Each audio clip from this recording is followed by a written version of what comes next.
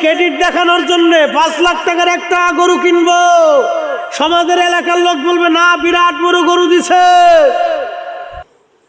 সমাজ দেখানোর জন্য, রাষ্ট্র দেখানোর জন্য, ক্রেডিট হাসিল করার জন্য, গোশত পাওয়ার জন্য, গোশত খাওয়ার জন্য, ফ্রিজে উঠানোর জন্য, বাহবা নেওয়ার জন্য, কুরবানি যারা করে স্ত্রীকে খুশি করার জন্য, সন্তানকে খুশি করার জন্য কুরবানি যারা করে, এই কুরবানির 4 পয়সা মূল্য নাই।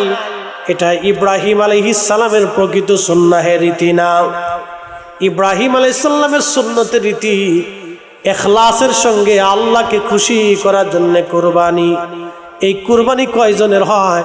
আমাদের দেশে আছে কিছু মানুষ সুদে টাকার কুরবানি, ঘুষে টাকার কুরবানি। মানুষের ক্রেডিট দেখানোর জন্য 5 লাখ টাকার একটা গরু কিনবো, সমাজের এলাকা